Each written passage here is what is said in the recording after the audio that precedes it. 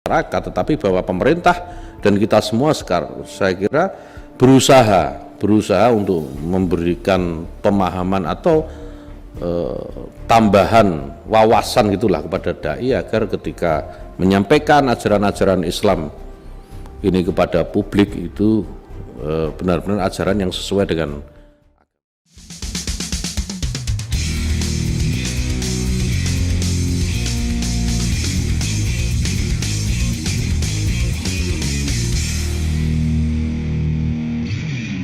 Kementerian Agama berencana melakukan sertifikasi wawasan kebangsaan kepada para penceramah. Apakah ini tidak akan mempertajam polemik? Polemik pasti di Indonesia. Apa sih yang nggak dibuat polemik di Indonesia ini? Sertifikasi penceramah sebelumnya saja sudah menimbulkan polemik. Karena di Muslim saja di Indonesia ini sudah berbagai macam aliran. Muhammadiyah sama Nahdlatul Ulama juga berbeda. Belum nanti ada yang Persis, belum nanti ada yang lain-lain. Nah, sertifikasi ini ditakutkan oleh kelompok-kelompok yang beragama Islam ini. Itu menyatukan semua yang sebenarnya seragam di masyarakat dengan banyaknya perbedaan, sehingga mereka nggak ngerti ukuran mana yang harus dipakai. Apakah ukurannya NU? Tentu Muhammadiyah nggak terima. Apakah ukurannya Muhammadiyah? Tentu NU juga nggak terima. Atau ukuran yang lain. Nah, ini yang membuat banyak kelompok-kelompok atau ormas-ormas Islam itu tidak setuju terhadap sertifikasi agama. PR besar memang buat kita. Karena di banyak negara para ustadz itu tidak boleh menjadi penceramah sebelum ada surat keputusan bahwa dia layak untuk menjadi penceramah. Betul-betul penceramah di banyak negara seperti di Mesir misalnya, apalagi di Saudi Arabia. Itu bukan orang sembarangan tiba-tiba bisa menjadi penceramah. Itu harus negara yang mengatur siapa yang boleh menjadi penceramah atau siapa yang tidak. Nah, Indonesia kan liberal sekali terhadap masalah penceramah agama. Karena polemik ini yang tidak selesai, akhirnya dibuatlah tes wawasan kebangsaan terhadap penceramah. Ini ide bagus sebenarnya dari Gus Yakut. Bahwa para penceramah ini harus disertifikasi dulu tes wawasan kebangsaannya. Supaya apa? Supaya para ustadz-ustadz yang berceramah ini punya wawasan terhadap kenegaraan, terhadap kebangsaan, terhadap Pancasila sebelum mereka membahasakannya dengan bahasa agama. Jadi mereka harus clear dulu nih bahwa mereka adalah orang-orang cinta tanah air. Jangan sampai kemudian ketika mereka berceramah, mereka berbicara tentang negara agama. Nah, ini berbahaya. Jadi sertifikasi tes atau sertifikasi wawasan kebangsaan ini penting sekali buat kita sebenarnya. Rencana sertifikasi ini malah diterima oleh MUI. Bagaimana tanggapan Mas Denny? Ya harus diterima loh oleh Majelis Ulama Indonesia.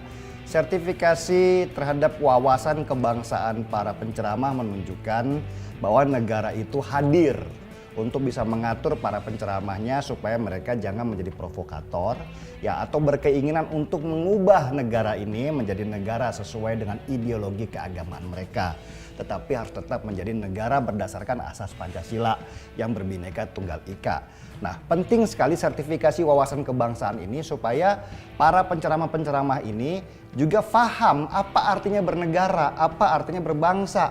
Karena disitulah tugas mereka untuk menanamkan cinta tanah air kepada para jemaah-jemaahnya dengan bungkusan keagamaan. Ya, MUI memang seharusnya menerima. Beda ketika dia berbicara tentang sertifikasi penceramah. Kalau sertifikasi penceramah ini adalah sertifikasi kelayakan si penceramah, apakah dia layak secara ilmu keagamaan. Tetapi sertifikasi kebangsaan itu adalah sertifikasi bahwa si penceramah sudah paham akan arti dan nilai-nilai kebangsaan di negerinya. Ini bedakan. Ya jelas, MUI harus terima. Dan semua ormas seharusnya sudah harus terima.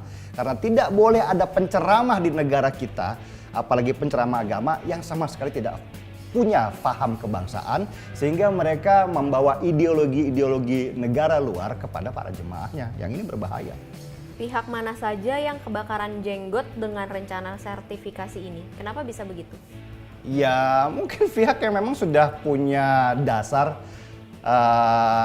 mereka ingin membangun negara agama di Indonesia ini.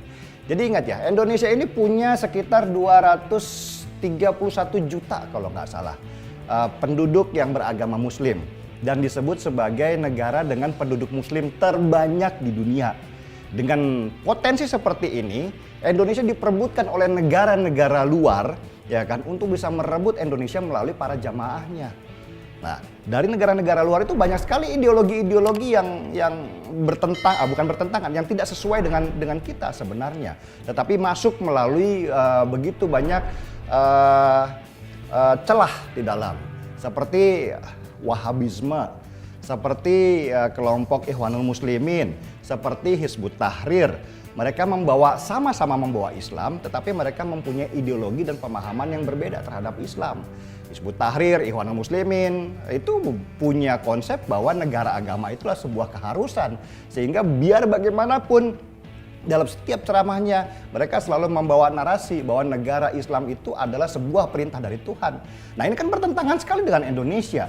Indonesia kalau dijadikan negara agama, negara satu agama, selesai kita, hancur.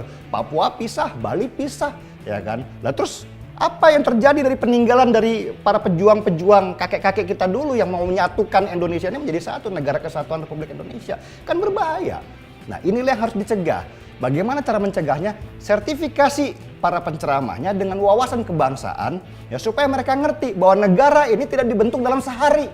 Itu penting sekali kepada mereka. Jangan kamu, ya, kepada para penceramah ini, nasihatnya adalah jangan kamu membawa ideologi negara luar kepada negara NKRI ini. Cinta tanah air itu adalah sebagian daripada iman. Maka cintailah tanah airmu dengan segenap hati, dengan darah, ya, dengan perjuangan. Jangan kemudian kamu menganggap bahwa negara luar itu lebih terhormat daripada Indonesia. Ini yang diperlukan dalam sertifikasi wawasan kebangsaan. Yang nggak terima siapa? Ya jelaslah model seperti HTI yang sejak awal sudah berbicara tentang bahwa negara ini harus menjadi negara Islam karena itu perintah Tuhan. Atau juga seperti Ikhwanul Muslimin yang ingin merebut Indonesia ini dengan kekuasaan misalnya. Ini yang harus kita singkirkan.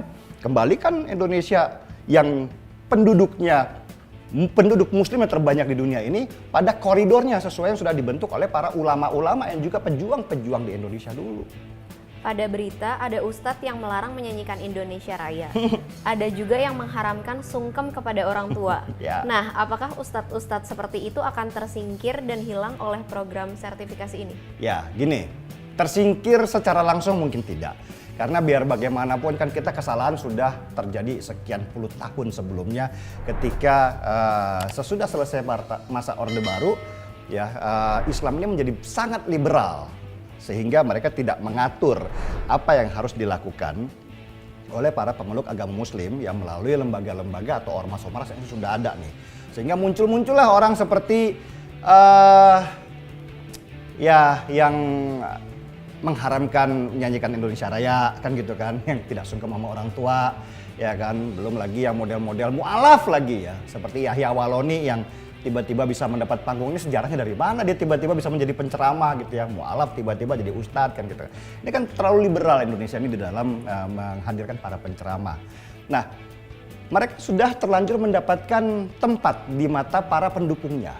Ini kan nggak gampang menyingkirkannya. Tetapi minimal ketika pemerintah melalui Menteri Agama melakukan sertifikasi wawasan kebangsaan, para penceramah yang mendapat sertifikat ini berarti dia boleh berceramah di lingkungan BUMN, kementerian, dan seluruh lingkungan instansi negara. Ini dulu aja, ya kan? Melindungi dulu aset-aset negara semua dari penceramah-penceramah yang mendapatkan sertifikat layak kebangsaan, supaya orang-orang seperti Yahya Waloni dan kawan-kawan yang merasa tidak perlu untuk mendapatkan sertifikat wawasan kebangsaan itu ya cukup di pinggir-pinggir. Ya kan, sesudah negara kita kuasai dengan para penceramah yang punya sertifikat wawasan kebangsaan, baru luaskanlah kepada para pengusaha-pengusaha besar. Misalnya masjid di perusahaan Indofood ya, di perusahaan yang gede kan gitu kan. Itu baru kemudian ke desa-desa ya kan, ke perkampungan. Nah, seperti itu. Ya. Baru pelan-pelan orang-orang seperti itu tersingkir dan tidak akan pernah mendapatkan tempat. Dari sisi masyarakat, apa yang harus dilakukan agar penceramah anti NKRI tidak semakin menjamur? Nah, kalau misalnya tes wawasan kebangsaan ini sudah dilakukan oleh Kementerian Agama, berarti ketika kita, masjid-masjid di daerah kita, di kampung kita mengundang penceramah, yang pertama kali ditanyakan oleh kita adalah, sudah mendapatkan sertifikat wawasan kebangsaan belum? Itu dulu kita punya benteng. Kalau belum, pertanyakan, loh berarti lu siapa? ya kan berarti apa niat lo kan gitu kan. Kalau lo tidak mau mengikuti tes wawasan kebangsaan, berarti kamu ingin membawa atau meracuni otak kita dengan pola-pola pikir negara luar. Karena kamu sendiri nggak paham Pancasila. Kalau kamu paham Pancasila, pasti kamu akan mau mengikuti tes wawasan kebangsaan itu buat para penceramah. Itu dulu. Selama kita tidak punya benteng terhadap diri kita, berarti kita membuka diri terhadap racun-racun yang masuk ke otak kita supaya negeri ini terpecah belah. Lah, kalau bukan kita sendiri yang berjuang, kalau bukan kita sendiri yang proaktif di dalam menghadapi situasi ini, lalu siapa lagi? Jangan sampai nanti anak-anak kita diracuni oleh kelompok-kelompok yang sama sekali nggak mengerti atau tidak paham terhadap kebangsaan. Atau kalau enggak, saya belum ngurus Pak sertifikat wawasan kebangsaan. Oke, dudukan, suruh nyanyi lagu Indonesia Raya. Ya kan? Atau suruh hafalkan, atau suruh sebutkan 5 sila di dalam Pancasila. Lihat, bisa nggak dia? Kalau dia nggak bisa, ya mending undang yang lain aja. Kita harus proaktif dalam menjaga negara kita, terutama dalam proses yang seperti Pak Jokowi bilang, kita harus berhati-hati ketika media sosial sekarang ini menjadi senjata buat ideologi transnasional untuk masuk dan meracuni pemikiran bangsa kita dan ingin membuat kita terpecah belah. Gaspol.